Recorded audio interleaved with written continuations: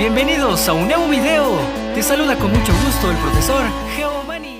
Hola alumnos y alumnas, ¿qué tal? Bienvenidos al resumen de hoy.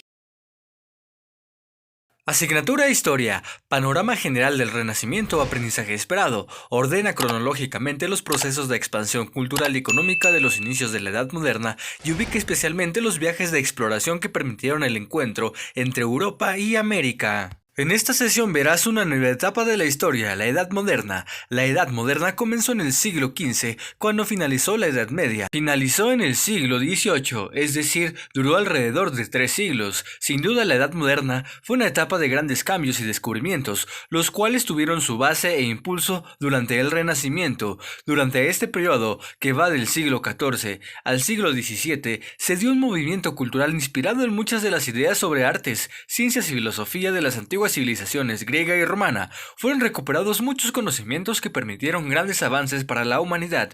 Podría decirse que durante el Renacimiento puedes ubicar los fundamentos de la Edad Moderna y que durante este tiempo ocurrieron grandes cambios y descubrimientos en Europa. El Renacimiento se desarrolló entre los siglos XV y XVI. Durante este periodo se dio un incremento de la población, a la par de que aumentó la producción agrícola y se intensificó el comercio con Oriente. Ya desde el siglo XIV, como veremos en el desarrollo del curso, gracias a su actividad comercial hubo un crecimiento de las ciudades italianas como Florencia, Génova, Venecia y Roma. El crecimiento de estas ciudades se fue dando a partir de las cruzadas.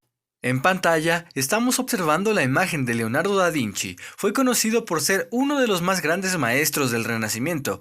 Gracias a sus innovaciones, tanto en el mundo del arte como la ciencia, Leonardo es considerado como el arquetipo del hombre del Renacimiento, debido a sus intereses en los más amplios campos del saber humano, como el arte, la ciencia, la música, la mecánica, la guerra, la política, la filosofía y cualquier otro saber considerado importante en la época. Fue pintor, escultor, escritor, arquitecto, filósofo y científico. Su obra marcó un antes y después en la forma de concebir el mundo y la vida en general. Sabía de arte, anatomía, color, astronomía, ingeniería y muchas más. En el resto de Europa también existieron ciudades que se desarrollaron como las italianas. Lo que sucedió fue que los pequeños reinos que existían en España, Portugal, Inglaterra y Francia en la Edad Media se fortalecieron a través de la concentración del poder político en un monarca, el cual ahora tenía un territorio unificado, mejor controlado, con mayor producción agrícola y manufacturera, y un ejército capaz de brindar protección a todo el territorio.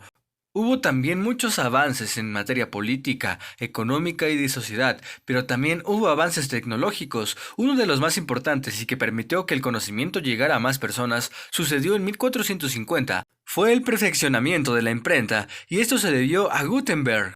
Con el perfeccionamiento de la imprenta, cambió completamente la forma de obtener conocimientos, se crearon bibliotecas y entonces se pudieron imprimir diferentes tamaños, colores y formas, se hicieron muchos libros. Los inventos y descubrimientos de esta época permitieron un gran avance en la forma de ver el mundo. Galileo Galilei fue uno de los científicos que propuso al Sol como el centro del sistema solar.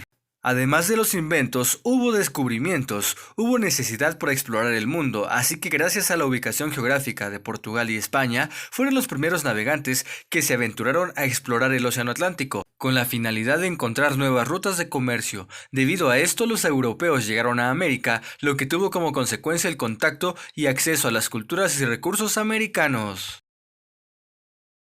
Asignatura Matemáticas, qué buena construcción, aprendizaje esperado. Resuelve problemas que implican el uso de las características y propiedades de triángulos y cuadriláteros y analiza las características de cuerpos geométricos. La geometría es parte de las matemáticas, que estudia las relaciones entre puntos, líneas, ángulos, planos y figuras. El repaso del día de hoy consistirá en recordar diferentes tipos de líneas y ángulos, reconocer las alturas de los triángulos y la construcción de cuerpos geométricos. Son diferentes tipos de líneas. Aquí veo también que se indican algunos ángulos. Comenzamos con las líneas. Tenemos líneas horizontales y también líneas verticales. Hay líneas perpendiculares. Aquí la característica de estas líneas es que forman ángulos de 90 grados. Recuerda que este tipo de ángulo de 90 grados se llama ángulo recto. ¿Recuerdan el nombre de los ángulos que están señalados en esta imagen? El primero es un ángulo agudo, el que está de color verde. La principal característica de los ángulos agudos es que miden menos de 90 grados. Este ángulo se llama obtuso y mide más de 90, pero menos de 180 grados. Estas líneas no se cruzan, aunque las prolonguemos, y como nunca se cruzan, no forman ángulos. Las líneas paralelas. Por último, recuerda que las figuras geométricas son las que construimos sobre un plano y poseen dos dimensiones, largo y ancho, mientras que los cuerpos geométricos tienen una dimensión más, que es la del volumen. Sus tres dimensiones son largo, ancho y altura. Asignatura de Español, Lectura y Análisis de Textos del Ámbito de Participación Social 2, Aprendizaje Esperado. Lee, identifica y analiza textos del ámbito de participación social. Piensa en las cartas que leíste en la sesión pasada, sobre todo en lo que esto nos revelan, la enorme relevancia que para el ser humano ha tenido siempre la necesidad de comunicar con otros, sin importar la distancia, sus emociones, ideas, sentimientos, vivencias, recuerdos, fantasías, etc. Hechos históricos relacionados con la historia de la comunicación a distancia y el correo en México son reflejo de la inmensa necesidad de comunicarnos que como seres humanos tenemos. Si lo reflexionas con calma, esta necesidad por comunicarte es motivo suficiente para que aprendas a comunicarte cada vez de manera más efectiva y creativa, pero no solo para intercambiar ideas y emociones, sino también como ocurre con diversas clases de texto como las cartas de opinión, para cambiar al mundo y al final de cuentas para mejorarlo por medio de la palabra. El día de hoy vas a leer dos poemas, una carta del poeta chiapaneco Efraín Bartolomé y Al pequeño aparato de radio del dramaturgo y poeta alemán Bertolt Brecht. Para ello consulta el enlace que te dejo en la descripción. ¿Qué te pareció el poema? Muy atractivo en sí mismo, sobre todo por el ritmo y por las imágenes, pues remiten con sutileza, belleza y gran plasticidad al movimiento y al cauce del río Sabinal en Tuxtla Gutiérrez, Chiapas. Incluso se habla sobre la contaminación del río. Se trata de una carta un poco atípica, aunque quizás sea más preciso denominarla poema carta, pues sin duda es un poema porque entre otras cosas está escrito por medio de versos y de lenguaje figurado. Sin embargo, no posee todas las particularidades de una carta, como la fecha y el destinatario, aunque sí se mencionen el lugar y se incluyen descripciones y reflexiones comunes en esta clase de texto. Sobre el poema Al pequeño aparato de radio, llama la atención que alguien le haya escrito un poema a un radio, y sorprende aún más por el tono cariñoso que emplea la voz que habla para referirse a él, desde el título, Al pequeño aparato de radio, pues se lo dedica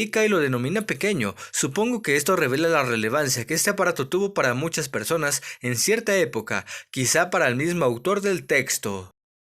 Asignatura Ciencias Naturales, repaso, recordemos lo aprendido, aprendizaje esperado. Describe procesos de transferencia del calor, conducción y convención en algunos materiales y su importancia en la naturaleza. Para la sesión de hoy te invito a que veas el video que te dejo en la tarjetita. Espero este video haya sido de tu agrado. Gracias por tu atención. No olvides darle me gusta y dejar tu suscripción. Cuídate mucho, estudia mucho, querido y querida alumna. ¡Hasta la próxima!